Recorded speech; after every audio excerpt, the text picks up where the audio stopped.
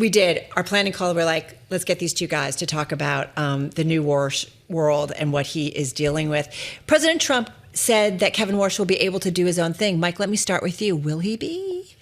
For a little while. Yeah. The president has a tendency to say things that either aren't true or change his mind.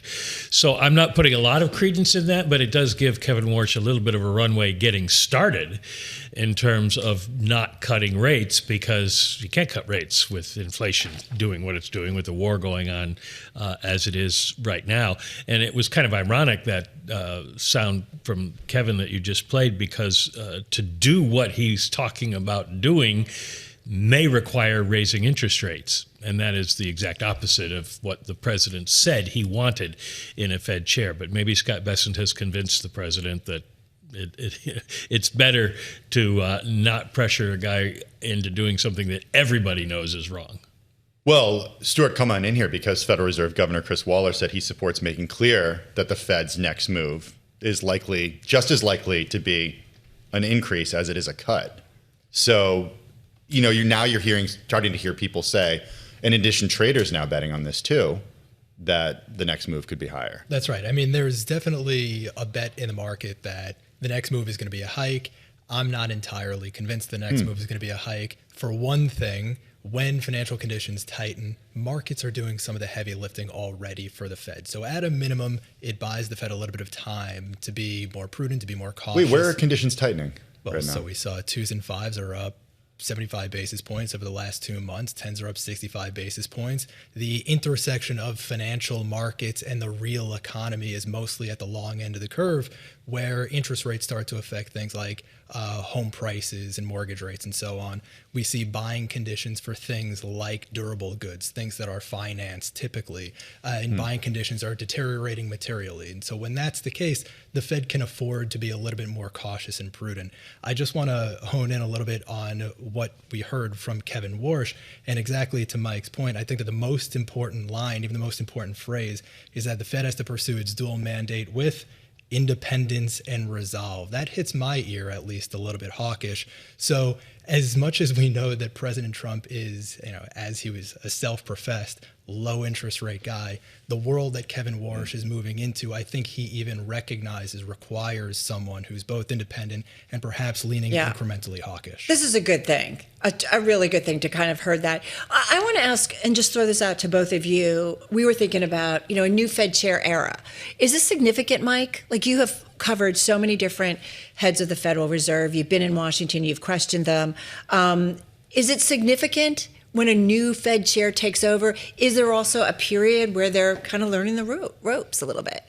Well, yes, he'll be my fifth Fed chair that I've covered, but it takes a little while for somebody to settle in. Now, Kevin Warsh worked at the Fed for 5 years, so he knows basically how the place operates. Much has changed in the 15 years since he's been there, but he will have a much better feel for it than the average person just coming in who had never been there before.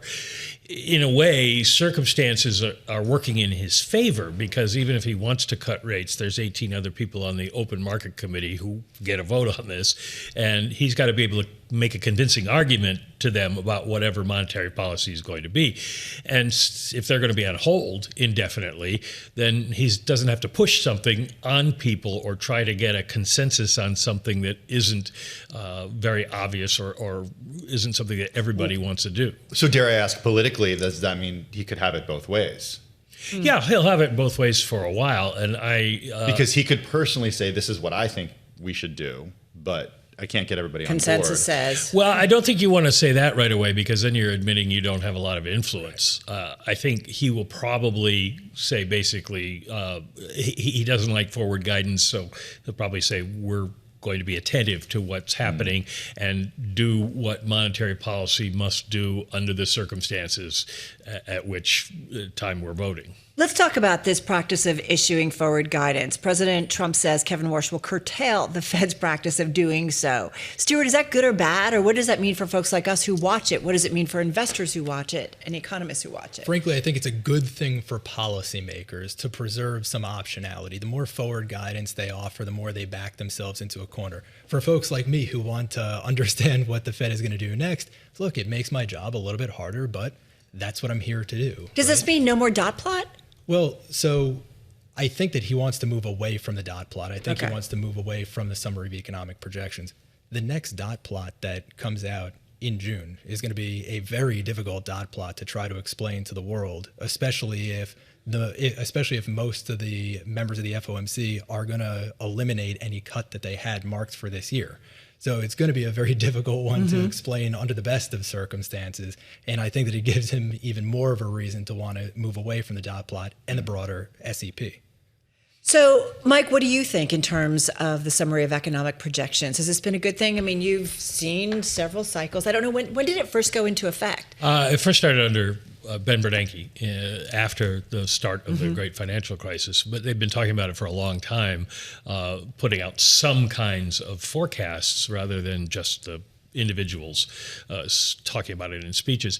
The thing about the summary of economic projections is it's generally fine, the idea of saying what you think inflation and unemployment and growth are going to be, because those are the elements that are going to make up your decision tree for what you do about rates. The problem is that we have gotten into this situation, and it's partly because they use the dot plot, and it's partly because of Stuart and my fault, that we look to the median, and everybody on Wall Street tends to think the median is a Fed forecast, and it's not. It's 19 different forecasts, and so they do have a problem with the dot plot.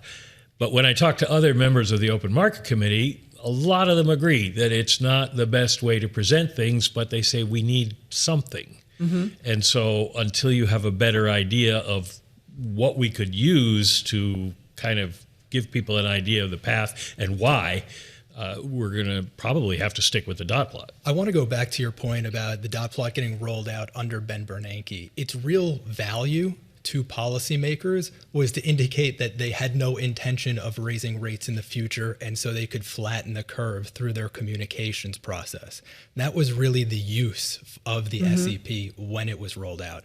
When you have a period of high inflation, when you have a period of uncertainty, when you're going through global shocks that have nothing to do with monetary policy and that really can't be addressed by policy, like a global pandemic, like a pandemic, like shutting down the Strait of Hormuz, like supply chain snarls and lack of access to aluminum in North America. When you have things like that, the SEP just constrains your opportunity set. It doesn't help to provide any sort of communication that's valuable for addressing rates further out the curve. And I think that that's something that Warsh definitely recognizes, and he doesn't want to be backed into a corner. Yeah, one problem, too, with the SEP is that the Fed does it 4 times a year, and markets recalibrate the economy 4 times a second. So the narrative on Wall Street is always that the Fed is behind the curve.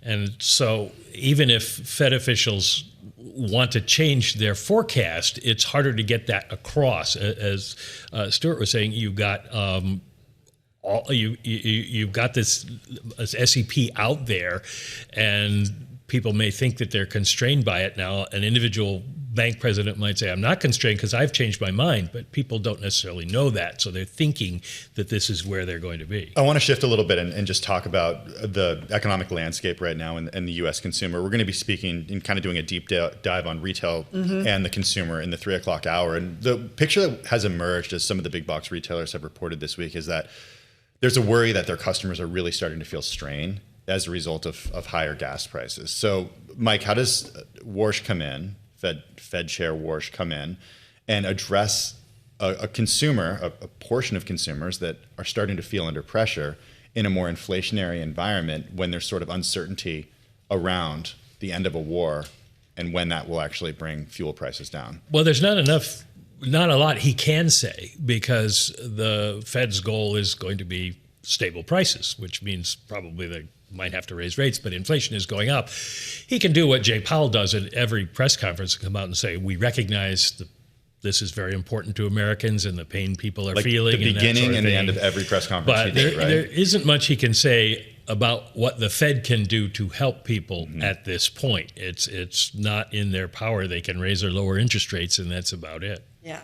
Well, there's going to be a lot that actually happens before the first FOMC meeting that Kevin Warsh presides over. That's June 17th. We're going to get data points on jobs, CPI, PPI, all before the next Fed meeting. I'm just thinking about, in terms of the data right now and what it shows, and what are the drivers, in particular, of inflation. I was reading about the build of AI, the cost of chips and how that plays into it, the higher energy prices, of course, because of the U.S. war in Iran.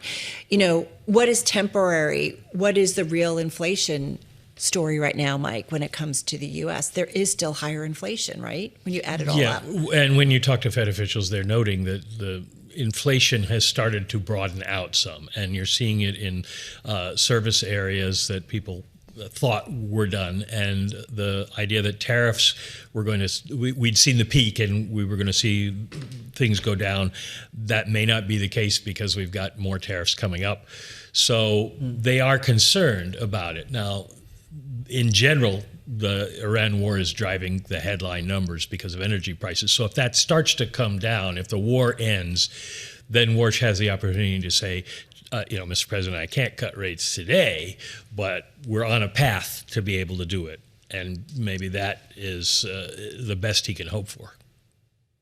Look, I think that what's interesting is that Kevin Warsh is in a position where he has said himself that inflation is a choice that central bankers make. And we're living in a world where there are a lot of supply shocks and there are a lot of fiscal policy decisions that are taking place that are themselves inflationary. So the only extent to which Kevin Warsh has any control over the decision about inflation is to lean against demand, which is not something that he wants to do. We heard just this morning that he wants to deliver more growth, that he wants to deliver higher real wage growth, and basically he needs to wait for the inflation pressures to dissipate. And so what does it end up meaning for him? It is just a waiting game. He needs to see low aggregate labor income and low aggregate and low real wage growth start stifling that broadening of inflation pressures that Mike was just alluding to. We know that policymakers are worried about that broadening of inflation pressures. That's being facilitated by things like elevated tax refunds. And until we start to see a narrowing of the breadth of inflation pressures, Kevin Warsh is going to have to stay on hold. 30 seconds from each of you. There's also that guy in the background. What's his name? Oh, Jay Powell. What's the impact of that, Mike? You said Fed Friday. I was thinking Freaky Friday. Kevin Warsh and Jay Powell wake up in different bodies, in each other's bodies. Jay Powell, you're not going to hear much from him or see much from him. But does he's he just going to stay as low profile as possible. Okay. But he's a presence there at the Fed. He's a presence and in the there, meetings. and it is going to be a little harder for Kevin Warsh because he's got to deal with him in the room when they're all talking. But right. He doesn't want to have to face him, have a public face-off. Look, I don't think that Kevin Warsh is going to be intimidated by Chairman Powell. I don't think that other folks in the committee are going to be swayed by Chairman Powell. I think that more importantly, folks in the committee are adequately independent and assertive in their own right. And we know that enough folks on the committee are hawkish enough to prevent any sort of missteps in the dovish direction.